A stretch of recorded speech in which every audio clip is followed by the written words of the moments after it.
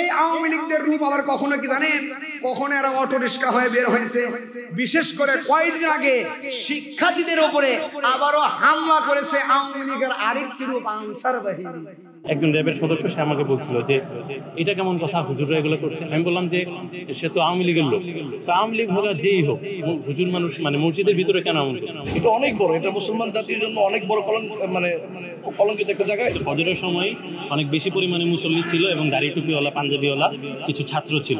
ফজরের সময় সাধারণত মুসল্লি কম থাকে, কিন্তু ওনারা বলেছেন স্থানীয়রা যে ফজরের সময় অনেক বেশি লোক ছিল। আর এরপর আমি যেটা দেখেছি, আমি নিজেই দেখেছি যে 12:20 যখন আমি মসজিদে এসেছি, মসজিদের উত্তর গেটের কাছাকাছি মুসল্লিরা বসে গিয়েছে। সাধারণত 1টার দিকে আসলেও আমি এত মুসল্লি কখনো দেখি না। তো এত লোক আসার পরে আমি নিচতলায় ঢুকতে না পেরে যে গ্লাসে দোতলায় গ্লাস দিয়ে যে সরাসরি দেখা যায় এখানে অবস্থান নিয়েছিলাম। এরপরে বর্তমান অন্তর্বর্তীকালীন সরকার কর্তৃক নিয়োগপ্রাপ্ত যে খতিব উনি বয়ান শুরু করেছেন। বয়ান শুরু হওয়ার পর বাইরে না কোথায় যেন আজান হলো, কিছুক্ষণ উনি বয়ান বন্ধ রেখেছেন। এরপরে যখন উনি আবার কথা বলা শুরু করেছেন, তার আগেই যে আজান চলা অবস্থায় উনি বয়ান শুরু করার পর সাবেক খতিব মাওলানা রুহুল আমিন, হাসিনার লোক, যে উনি দলবল সহ খতিব সাহেবরা যে রাস্তা দিয়ে হাঁটেন সেই রাস্তার উপর গিয়ে ওনারা বসে বয়ান শোনা শুরু করেছে। এমনকি মেহরাবের ভিতরে প্রায় 20-25 জন ছাত্র ঢুকে গেছে।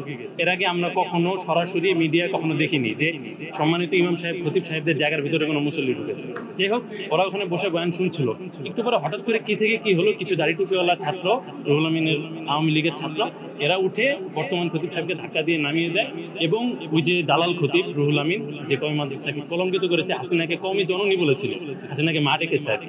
হাসিনার সন্তানকে কেমন ধরনের সন্তান আমরা জানি না, সে মাইক হাতে নিয়ে বলছিল যে আপনারা মসজিদের পরিবেশ শান্ত করুন, এটা আল্লাহর ঘর।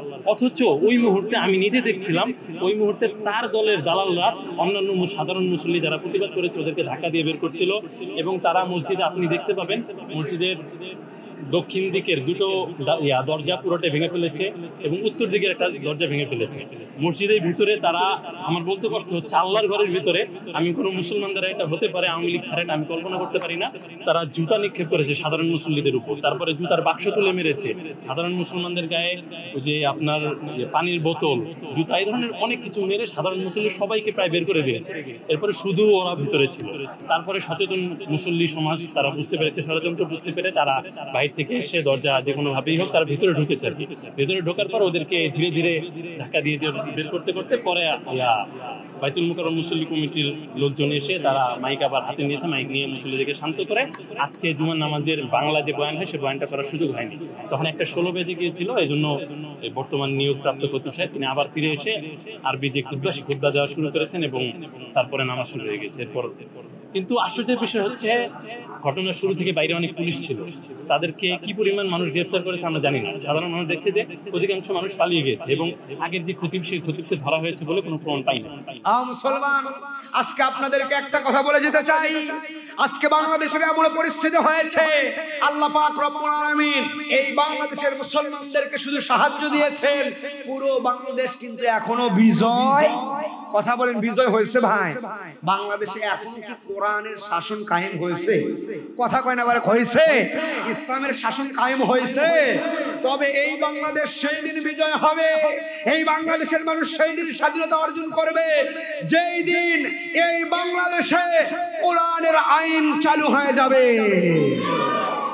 তাহলে এই বাংলাদেশ সেই দিন না আমরা স্বাধীনতা পাবো, সেই দিন না আমরা সেই আল্লামা দেলোয়ার হোসেন সাঈদ রাহমাতুল্লাহি আলাইহির ভবিষ্যৎবাণীর সেই দিন না আমরা অর্জন লাভ করতে পারবো, সেই দিন না আমাদের রাহাবারের এই ভবিষ্যৎবাণীগুলো, এই স্বপ্নগুলো সেই দিন পূর্ণ হবে যেই দিন এই বাংলার আনাচে কানাচে সবুজ শ্যামল এই বাংলাদেশে, এই 18 কোটি 20 কোটি মুসলমানদের দেশে যেই দিন ইসলামের আইন জারি হয়ে যাবে, কোরআন দিয়ে সংসদ চলবে, কোরআন দিয়ে এমপিরা তার এরকম করে সংসদ চালাবে, চেয়ারম্যানরা এলাকা চালাবে, মেম্বাররা গ্রাম চালাবে, সমাজের প্রত্যেকটা মানুষ প্রত্যেকটা স্তরে যেই দিন কোরআনের শাসন কায়েম হয়ে যাবে, কোরআনের আইন জারি হয়ে যাবে, ইসলামী আন্দোলনের মানুষগুলো চেয়ারে বসে ওই দাড়িপাল্লা দিয়ে যেই দিন আইন মাপবে আর কোরআন দিয়ে যেটা সঠিক এটা বিবেচনা করে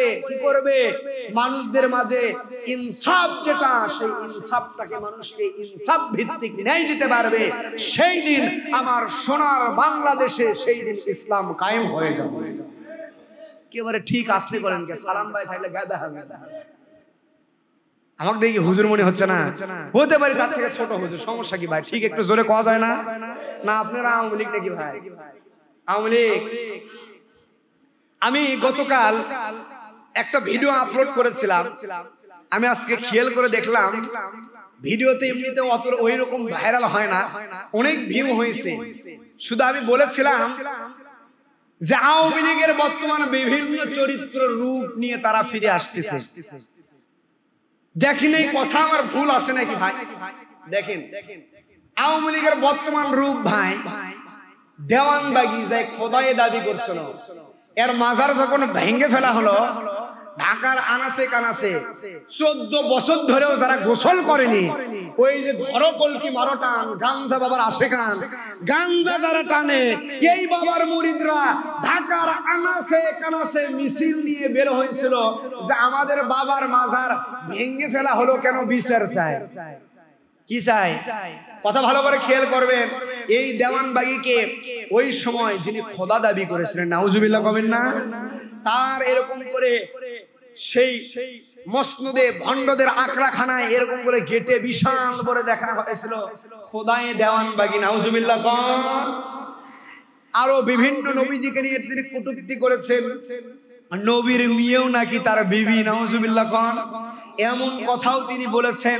সেই ভণ্ড দেওয়ানবাগির মাজার ভাঙ্গার পরে, বিভিন্ন ভণ্ডদের মাজার ভাঙ্গার পরে, যেইগুলোতে গাঞ্জার আসর বসত, যেই আল্লাহর ওলিরা যেখানে ঘুমিয়ে আছে, আল্লাহর ওলির নাম দিয়ে যেই জায়গাতে গাঞ্জা খাইতো, এরা আওয়ামী লীগ ছাড়া অন্য কেউ নয়। এরা এই কথা কষি দেখে ভাই আমার দোষ, আমার বলতেছে রাজাকারের বাচ্চা। কি বলছে? কথা ভালো করে বুঝেন, কথাটা কিন্তু বিশাল বড়। তোর বাপ ক্ষমা চেয়ে গেছে ভাই, তোর বাপেরই খবর নাই, তোর মায়েরই খবর নাই, স্বামীর কাছে যায় বসে আছে, তোর সাহস হয় কিভাবে কথা বলা? কথা বলেন। তারপরে আমি আরো একটি কথা বলেছিলাম, যেই কথা বর্তমান দেখেন আওয়ামী লীগদের বিভিন্ন রূপ, কখনো তারা গাঞ্জাখোর, কি খুর, কথা কয় না পারে, কখনো আবার অটো রিক্সা আনা হয়েছে, দরবেশ বাবা দেখেননি ভাই, দাড়ি ছুঁয়ে কাটছে, কখনো আবার কি দরবেশের রূপ। আবার এই আওয়ামী লীগদের রূপ আবার কখনো কি জানেন, কখনো এরা অটো রিক্সা হয়ে বের হয়েছে। বিশেষ করে কয়েকদিন আগে শিক্ষার্থীদের উপরে আবারও হামলা করেছে আওয়ামী লীগের আরেকটি রূপ, আনসার বাহিনী। কথা কয় না পারে, তারা আওয়ামী লীগের রূপ কয়টা হলো? তারা এরা বিভিন্ন রূপে ফিরে আসতেছে কি আসতেছে না? এই রে ভাই, তারা আওয়ামী লীগই বারে এটি বারে, আপনার বুঝতে পারছেন? খালি ভয়ের ঠেলাই করছে আমরা আওয়ামী লীগ লাই, হুজুর এখন আমরা বিএনপি। এদের বিভিন্ন রূপ, কখনো গাঞ্জাখোর, কখনো রিস্কাওয়ালা, কখনো দরবেশ বাবা, আবার কখনো আনসার বাহিনী। আরো ভবিষ্যতে কত রূপ নিয়ে এরা ফিরে আসবে আল্লাহ ভালো।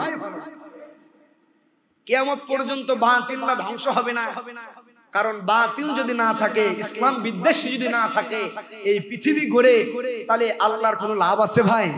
এই পৃথিবীর পরীক্ষা এটাই, মুসলমানদের পরীক্ষা এটাই, মুসলমানরা দেখবে কারা হক আর কারা বাতিল, কারা ইসলামের পথে, আল্লাহ পাক রব্বুল আলামিন দেখবেন কারা হক কারা বাতিল, কারা ইসলামের পথে আছে, কারা ইসলামের পথে থেকে বলে আমি ইসলাম ধর্ম গ্রহণ করেছি, আমি তো মুসলমান, কিন্তু তলে তলে ইসলামের সর্বনাশ করে দিতেছে। এই সমস্ত মানুষদেরকে চিহ্নিত করে এলাকায় যারা আছে এদেরকে জুতার মালা গলায় দিয়ে বের করে দিতে হবে। কথা আসতে বলবেন না, জোরে বলেন।